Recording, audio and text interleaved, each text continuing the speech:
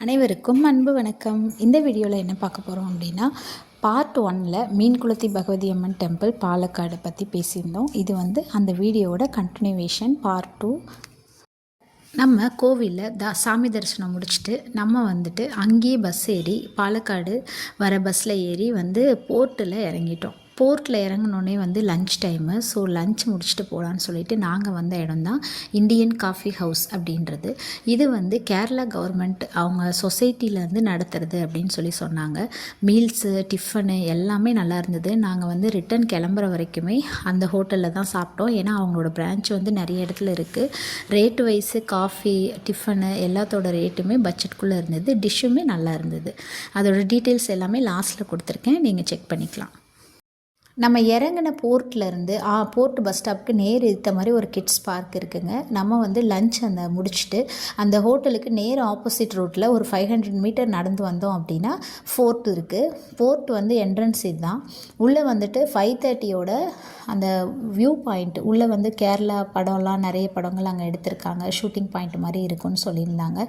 So அதுக்கு உள்ளே போகிறதுக்கு மட்டும் 5:30யோட க்ளோஸ். மேலே ஏறி பார்க்கலாம் போர்ட்டோட வியூவை அப்படின்னு சொன்னாங்க. அதோட என்ட்ரன்ஸ் 5:30யோட க்ளோஸ். மார்னிங் 8 o'clockலேருந்து 5:30 வரைக்கும் தான்.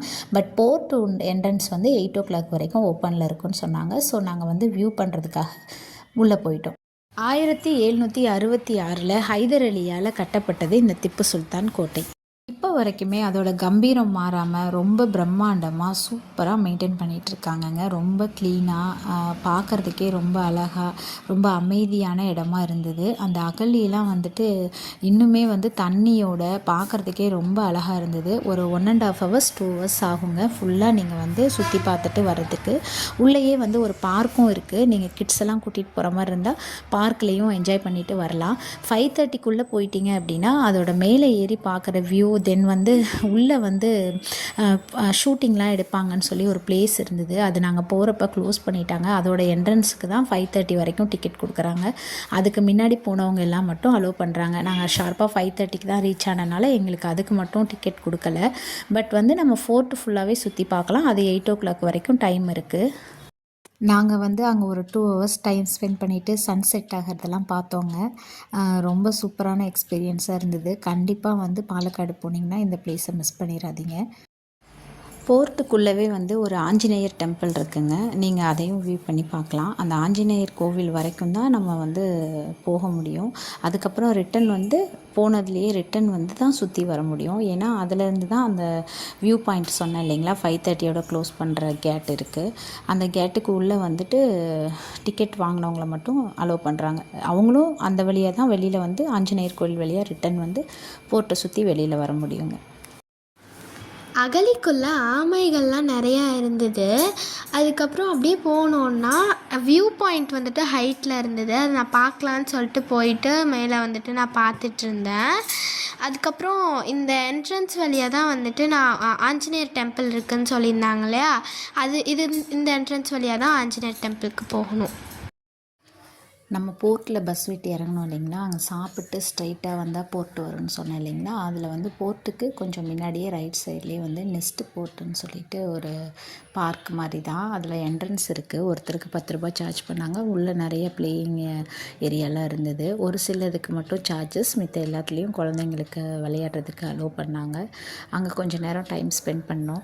அதுக்கப்புறம் ரிட்டன் வரணும். ஸ்டேடியமில் ரூம் போட்டுக்கலாம். ஏன்னா நெக்ஸ்ட்டு மலைப்புழா டேம் போகிறதுக்கு அங்கேருந்து தான் பஸ் ஃபெசிலிட்டி அதிகம் இருக்குதுன்னு சொன்னாங்க. ஸோ ஸ்டேடியம் பஸ் ஸ்டாண்டில் ரூம் போட்டுக்கலான்னு சொல்லிட்டு ஸ்டேடியம் வர்றதுக்காக பஸ்ஸுக்கு கேட்டோம். அப்புறம் அங்கே இருந்தவங்க சொன்னாங்க இங்கேருந்து ஒரு 1.5 kilometer தாங்க, 40-50 rupees தான் சார்ஜ் பண்ணுவாங்கன்னு சொன்னாங்க.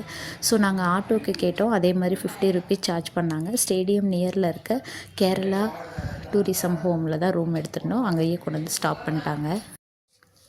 ரூம் எல்லாமே ரொம்ப க்ளீனாக நீட்டாகவே இருந்ததுங்க. நாங்கள் ரூமில் போயிட்டு ஃப்ரெஷ்அப் ஆகிட்டு நைட்டு டின்னர் 9:30யோட க்ளோஸ்ன்னு சொன்னாங்க. ஸோ நாங்கள் ஃப்ரெஷ்அப் ஆகிட்டு கீழே ஹோட்டல் போயிட்டோம் சாப்பிட்றதுக்கு. அங்கே சாப்பிட்டோம் இல்லைங்களா, இந்தியன் காஃபி ஹவுஸ் அவங்களோட பிரான்ச் இங்கே ஸ்டேடியம் பஸ் ஸ்டாண்டுக்கு நியரில் இருக்குது. அதுக்கு மாடியில் தான் இந்த கேரளா டூரிசம் ஹோட்டல் இருக்குது. ஸோ ரெண்டுமே நம்ம பெஸ்ட்டாகவே கிடச்சிது. பட்ஜெட்குள்ளேயும் இருந்தது. நீங்களும் ட்ரை பண்ணி பாருங்கள். ஃபுட்டு எல்லாமே நைட்டு டிஃபனுக்கு சப்பாத்தி, பரோட்டா இந்த மாதிரி தான் ஆர்டர் பண்ணியிருந்தோம். நைட்டுக்குமே நல்லா இருந்தது. கேரளா ஸ்பெஷல் புட்டு கூட ஆர்டர் பண்ணி சாப்பிட்டோம். நல்லாவே இருந்தது. சாப்பிட்டு மார்னிங் வந்து மலப்புலா போகலான்னு சொல்லிட்டு பிளான் பண்ணிட்டோம். அப்போவும் ஆட்டோ எடுக்கலை, பஸ்ஸு தான். ஹோட்டல் வெளியில் வந்தோடனே ஸ்ட்ரைட்டாக வந்துட்டு ஒரு பெட்ரோல் பங்க் இருக்கும். அந்த பங்க்லேருந்து ஸ்ட்ரைட்டாக போனீங்க அப்படின்னா ஸ்டேடியம் பஸ் ஸ்டாண்ட் வந்து ஒரு 500 மீட்டர்லேயே ரீச் ஆகிட்டோம். அங்கேருந்து நிறைய மலப்புலா பஸ் நிறைய நின்று இருந்தது. ஃபஸ்ட்டு எந்த பஸ் கிளம்புன்னு கேட்டு நாங்கள் அதில் ஏறிட்டோம். உங்கள் வியூ வந்து பங்கை பார்த்து இருக்கும்போது ரைட் சைட் ரோட்டில் நேராக போகணும் ஸ்டேடியம் பஸ் ஸ்டாண்ட். நாங்கள் ஸ்டேடியம் பஸ் ஸ்டாண்டில் பஸ் ஏறும்போது 10:15க்கு ஏறினோம். கரெக்டாக 1 hour ஆச்சுங்க. ஆனால் மலப்புலா வந்து ஸ்டாப் பண்ணுறதுக்கு 11:15 ஆச்சு. ஆனால் ரிட்டன் போகும்போது பார்த்திங்கன்னா சீக்கிரம் போன மாதிரி இருந்தது. அது எப்படின்னு தெரியல. ரூட் வந்து வேறு ரூட்டில் சுற்றி எதுவும் வந்தாங்களா என்னன்னு தெரியல. ரிட்டன் போகும்போது ஒரு 20-30 மினிட்ஸில் பஸ் ஸ்டாண்டை ரீச் ஆகிட்டோம். அதே மாதிரி பார்த்திங்கன்னா மலப்புலா பக்கத்தில் காவா ஐலாண்டுன்னு ஒரு வியூ பாயிண்ட் இருக்குது. சூப்பராக இருக்குன்னு சொன்னாங்க. நாங்கள் போனப்போ அதுக்கு போகிறதுக்கு பஸ் வெயிட் பண்ணுச்சு. பட் நாங்கள் ரிட்டன் வந்து வெயிட் பண்ணும்போது பஸ்ஸு கொஞ்சம் லேட் ஆகும்னு சொன்னாங்க. ஸோ எங்களுக்கு ட்ரெயினுக்கு லேட் ஆகிடுச்சின்னு நாங்கள் அந்த பாயிண்ட்டு மட்டும் போகலை. பட் மஸ்ட்டு வியூ பண்ணுங்கள், ரொம்ப நல்லா இருக்குன்னு சொன்னாங்க. டேமில் வந்து ரெனோவேஷன் ஒர்க் போயிட்டுருக்குங்க. ஃபுல்லாகவே கன்ஸ்ட்ரக்ஷன் பண்ணிகிட்ருக்காங்க. எல்லாமே ஆல்ட்ரேஷன் ஒர்க்கு. அதனால் கீழே யாரையுமே அலோவ் பண்ணலைங்க. மேலே ரோப்வேயில் மட்டும் போய் பார்க் ஃபுல்லாகவே வியூ பண்ணி பார்க்கலாம். அந்த ஆப்ஷன் மட்டும்தான். ஒருத்தருக்கு 70 rupees விஐபி டிக்கெட்டுன்னு சொல்லி கொடுக்குறாங்க. அது வந்து ஒருத்தருக்கு 100. அதுக்கப்புறம் ஃபேமிலி டிக்கெட்ஸும் இருக்குது. அதில் எல்லாமே டீட்டெயில் கொடுத்துருக்கேன், நீங்கள் செக் பண்ணி பார்த்துக்கலாம். பட் வந்து ரொம்ப ஒர்த்துங்க. ரொம்ப சூப்பராக இருந்தது. லைட்டாக கொஞ்சம் த்ரில்லாகவும் இருந்தது. பட் ரொம்ப சூப்பராக இருந்தது. அதே மாதிரி டேம் மேலே போகிறதுக்கு ஒருத்தருக்கு 30 rupees சார்ஜ் பண்ணுறாங்க. நாங்கள் மதியத்தில் போனோம், ஒரு 12-12:30 அந்த டைமில். ஸோ பசங்களை வச்சுட்டு வெயிலில் அவ்வளோ தூரம் வாக் போக முடியாதுன்னு சொல்லிட்டு நாங்கள் மேலே வியூ பாயிண்ட்டு போகலை. பட் எல்லாருமே போனாங்க. ஒருத்தருக்கு 30 rupees. அதையும் செக் பண்ணுங்கள். அதே மாதிரி இந்த ரோப்வே வந்து பசங்களுக்கெல்லாம் வந்துட்டு ரொம்ப ஜாலியாக இருக்கும். கொஞ்சம் த்ரில்லிங்காகவும் நல்லா இருந்தது. கண்டிப்பாக ட்ரை பண்ணுங்கள். ஏன்னா ஒரே ஒரு சான்ஸ்னால் மலப்புலாவில் இப்போ இது ஒன்று மட்டும்தான். மற்ற எதுவுமே அங்கே கிடையாது. நியரில் வந்து நிறைய உள்ளே வந்து போட்டிங்லாம் இருக்கும். அதுக்கப்புறம் உள்ளெல்லாம் ரொம்ப நேரம் டைம் ஸ்பெண்ட் பண்ணுற மாதிரி நிறைய ஆக்டிவிட்டீஸ்லாம் இருக்கும். நல்லா இருக்கும்னு சொல்லியிருந்தாங்க. ஸோ நாங்கள் போயிருந்தப்போ இந்த ரெனோவேஷன் ஒர்க்லாம் போயிட்டுருக்கு. ஸோ அதனால் வந்து ஒரு ஆஃப்டர் 6 months அப்புறம் தான் வந்து இந்த ஒர்க்கெல்லாம் முடிஞ்சு பழைய மாதிரி எல்லாமே ஸ்டார்ட் ஆகும்னு சொல்லி சொன்னாங்க. அதே மாதிரி நாங்கள் இங்கே ட்ரிப்பு போடும்போது வந்துட்டு ஒரு வீடியோவில் ரெஃபர் பண்ணும்போது ஒரு சிஸ்டர் சொல்லியிருந்தாங்க, ஆஃப்டர் 2 PM அப்புறம் தான் ரோப்வே ஸ்டார்ட் ஆகுது அப்படிங்கிற மாதிரி சொல்லியிருந்தாங்க. அப்படி எதுவும் இல்லை. நாங்கள் அங்கே கன்ஃபார்ம் பண்ணிட்டோம். டே ஃபுல்லாகவே வந்துட்டு ரன் ஆகிட்டு தான் இருக்குது. மார்னிங் 10 to ஈவினிங் 6:30 அப்படிங்கிற மாதிரி சொன்னாங்க. ஒருவேளை அவங்க போயிருக்கும்போது வந்துட்டு ஏதாவது ஆல்ட்ரேஷன் ஒர்க் எதுவும் பார்த்துட்டு இருந்தாங்களா என்னன்னு தெரியல. பட் இந்த இன்ஃபர்மேஷன் உங்க கூட ஷேர் பண்ணிக்கணும்னு நினச்சேன். கீழே பார்க்கில் வந்து நம்ம பார்க்க முடியாதுங்க. பட் ஆனால் அது எவ்வளோ அழகாக இருக்குன்றத மேலே இருந்தே ரொம்ப சூப்பராக நம்மளால் பார்க்க முடியும். இது எல்லாமே ஒர்க் முடித்து நம்ம இங்கே வந்து பார்க்கெல்லாம் சுற்றி பார்க்க வர மாதிரி நம்ம பிளான் பண்ணோன்னா எப்படியும் வந்து ஒரு half a dayக்கு மேலே ஆகும். அவ்வளோ ஒர்த்தான பிளேசஸ்லாம் கீழே இருக்குது. இப்போ நீங்கள் பார்க்குறீங்க இல்லைங்களா, இது வந்து இங்கே தான் இருந்து போட்லாம் ரன் பண்ணியிருக்காங்கன்னு நினைக்கிறேன். அதே மாதிரி அந்த லாங்கில் இருக்கிற அந்த வேல வந்து நம்ம வாக் போகலாம் அப்படிங்கிற மாதிரிலாம் சொன்னாங்க. நிறைய அங்கே வந்திருந்தவங்க ஆல்ரெடி இந்த பிளேஸ் விசிட் பண்ணியிருந்தவங்கள்ட்ட டிஸ்கஸ் பண்ணிகிட்டு இருந்தோம். அந்த மாதிரி சொன்னாங்க. ரொம்ப சூப்பராக இருக்குது. எல்லாருமே வந்துட்டு கண்டிப்பாக விசிட் பண்ணி பார்க்க வேண்டிய பிளேஸ் தான். ஹேங்கிங் பிரிட்ஜ்லேயுமே இப்போ போகிறதுக்கு அலௌட் இல்லைங்க. ஒன்லி ரோப்வே மட்டும்தான் பார்க்கோட மொத்த வியூவும் பார்க்குறதுக்கு. ரோப்வேயில் 2 பேருக்கு மட்டும்தான் அலௌடுங்க. கிட்ஸாக இருந்ததுன்னா ரொம்ப குட்டியாக இருந்தாங்க அப்படின்னா வந்துட்டு பேரண்ட் வந்து கூட வச்சுக்கலாம். மற்றபடி வந்து 2 பேருக்கு மட்டும்தான் அலௌடு. ஸோ தம்பியும் அவங்களும் வந்துட்டு ஒன்றில் போயிட்டாங்க. நானும் பாப்பாவும் வந்துட்டு அடுத்ததில் போனோம். அதுவும் அவங்க ரிட்டன் வந்து வரும்போது ஒரே எக்ஸைட்மெண்ட்டாக பாப்பா வந்து ஹாய் பை சொல்லிட்டு இருந்தாங்க. இது வந்து அந்த டெட் எண்டு வரைக்கும் போயிட்டு அதுவாகவே வந்து ரொட்டேஷன் மோடில் திருப்பி ரொட்டேஷன் ஆகுது. இந்த இடத்துலலாம் வந்து கொஞ்சம் டேர்ன் ஆகும்போது கொஞ்சம் பயமாக தான் இருந்தது. பட் நல்ல ஒரு எக்ஸ்பீரியன்ஸாக இருந்தது. ரொம்ப சேஃபாக தான் எல்லாமே பண்ணியிருக்காங்க.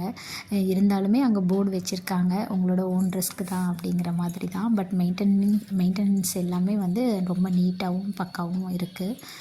எங்களோட எக்ஸ்பீரியன்ஸ் ரொம்ப சூப்பராக இருந்தது. அடுத்து வந்து நாங்கள் அக்வேரியம் வந்துட்டோம். க்ரௌடு தான், பட் வந்து லைனில் நின்று டிக்கெட் வாங்கியாச்சு. உள்ளே வந்து ஒரு 1 ஹவர் ஆகுதுங்க ஃபுல்லாக பார்த்துட்டு வெளியில் வர. ஆனால் ரொம்பவே நல்லா மெயின்டைன் பண்ணியிருக்காங்க. ஃபிஷ் எல்லாமே வெரைட்டி ஆஃப் ஃபிஷ்ஷஸ் வந்து இருந்தது. ரொம்ப சூப்பரான ஒரு எக்ஸ்பீரியன்ஸாக இருந்தது பார்க்குறதுக்கு. குழந்தைங்க எல்லாம் ரொம்ப என்ஜாய் பண்ணாங்க.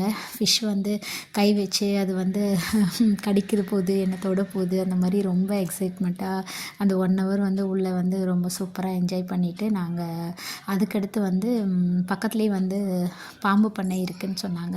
ஸோ அதையும் விசிட் பண்ணலான்னு போயிருந்தோம். ஸ்வீட் இறங்கினோன்னே லெஃப்ட் சைடில் போனீங்க அப்படின்னா வந்துட்டு மலமலை டேமோட ரோப்வே, மேலே பிரிட்ஜு பார்க்குறதுக்கு என்ட்ரி எல்லாமே லெஃப்ட் சைடில் இருக்குது. நீங்கள் ரைட் சைடில் போனீங்கன்னா ஃபஸ்ட்லேயே வந்து பாம்பு பண்ணை இருக்குங்க. அதோட பார்ட் 1 வீடியோவில் ஈரோடு ஜங்ஷன்லேருந்து பாலக்காடு ரீச் ஆனது, மீன்குளத்தி பகவதி அம்மன் டெம்பிள் இங்கே போன டீட்டெயில்ஸ் எல்லாமே வந்து பார்ட் 1 வீடியோவில் இருக்குது.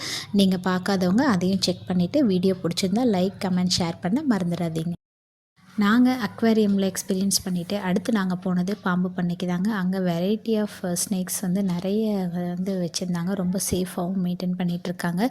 கொர்க்கடைல், டார்டாய்ஸ் எல்லாமே இருந்தது. ராஜநாகம் கூட வச்சுருந்தாங்க. கொஞ்சம் வந்து பயமாக தான் இருந்து பார்க்குறதுக்கு, பட் எல்லாமே வந்து சேஃபாக தான் மெயின்டைன் பண்ணிகிட்ருக்காங்க. நாங்கள் வந்து ரிட்டன் ஸ்டேடியம் பஸ் ஸ்டாண்ட் வந்துவிட்டோம். ஏன்னா நாங்கள் வந்து ரூம் போட்டிருந்தது ஸ்டேடியம் பஸ் ஸ்டாண்டுக்கு பக்கத்தில். ஸோ நாங்கள் வந்துட்டு லன்ச் முடிச்சுட்டு அதுக்கப்புறம் ரூமை வெக்கேட் பண்ணிவிட்டு அதுக்கப்புறம் எங்களோட ட்ரெயின் வந்து 6:30க்கு நாங்கள் அதுக்கு கிளம்பிட்டோம்.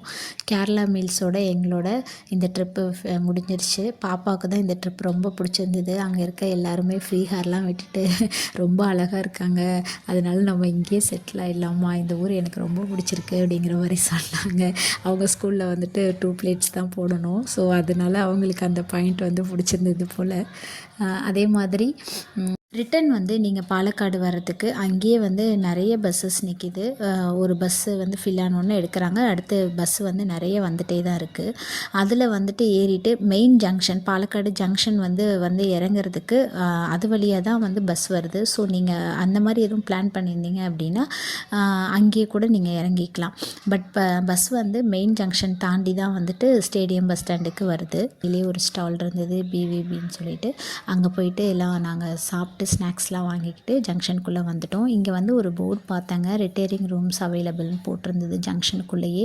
நீங்கள் வெளியில் போய் ரூம் தேடுறதுக்கு பதிலாக இங்கேயே ரூம்லாம் வந்து ப்ரொவைட் பண்ணுறாங்க. ஐஆர்சிடிசியை வந்து சேர்ந்து வந்து இந்த ரூம்ஸ் எல்லாம் ப்ரொவைட் பண்ணுறாங்க. நீங்கள் ரூமை போய் செக் அவுட் பண்ணிவிட்டு உங்களுக்கு பிடிச்சிருந்தா நீங்கள் இங்கே ஹவர்ஸ் கணக்குலேயும் புக் பண்ணுறாங்க, நீங்கள் செக் அவுட் பண்ணிக்கலாம். எங்களோட ட்ரிப் வந்து சூப்பராக முடிஞ்சிருச்சுங்க. உங்களுக்கு வீடியோ பிடிச்சிருந்தா லைக், கமெண்ட், ஷேர் பண்ண மறந்துடாதீங்க. பார்ட் 1 வீடியோவையும் செக் பண்ணுங்கள். நன்றி, வணக்கம்.